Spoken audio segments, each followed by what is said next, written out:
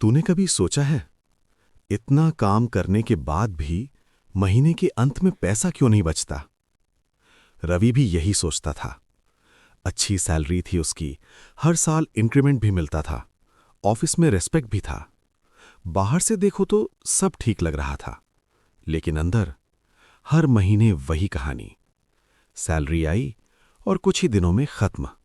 कभी ईएमआई, कभी credit card bill, कभी कोई नया गैजेट, कभी दोस्तों के साथ आउटिंग, और फिर महीने के आखिरी 10 दिन बस मैनेज करने में निकल जाते। एक दिन रात को रवि अपने कमरे में बैठा था। फैन धीरे धीरे घूम रहा था और वो बस छत को देख रहा था। उसके दिमाग में एक ही सवाल था, मैं इतना काम कर रहा हूं, फिर भी मैं आगे क्यों नहीं बढ़ रहा?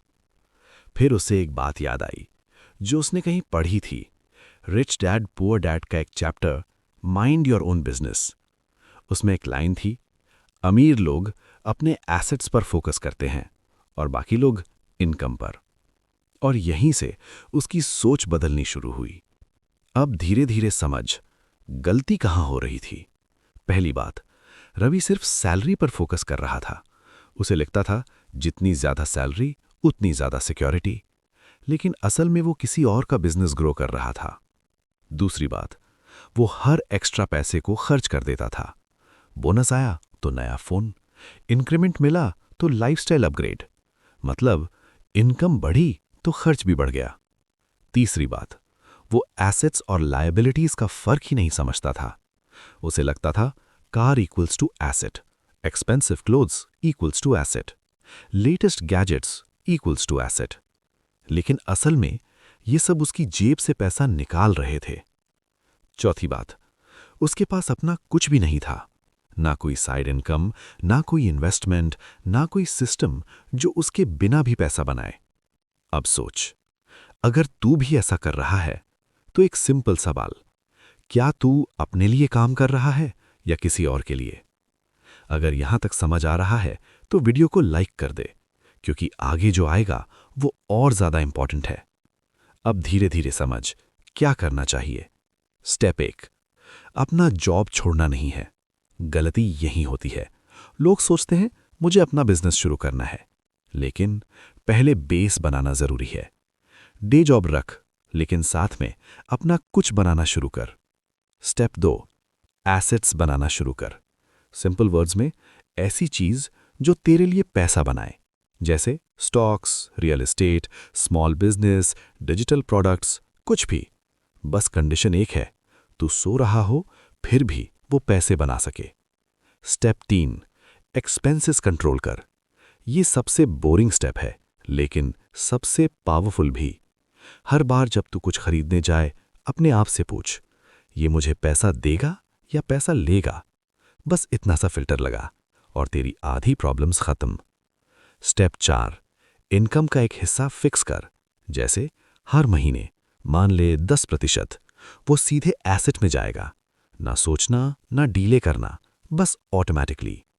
Step 5, patience.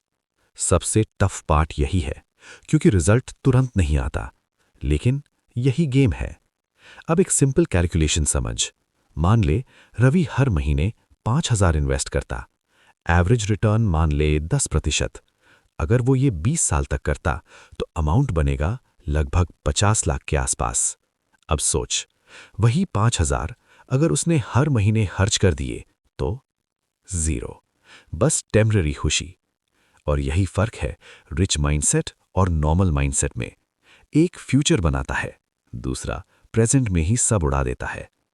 यहां एक और बात जो उस चैप्टर में समझाई गई थी, प्रोफेशन और बिजनेस अलग चीजें हैं। रवि एक एम्प्लॉय था, लेकिन उसका खुद का कोई बिजनेस नहीं था। मतलब वो बैंकर हो सकता है, इंजीनियर हो सकता है, लेकिन अगर उसका खुद का एसेट सिस्टम नहीं है तो वो फाइनेंशियली फ्री नहीं है।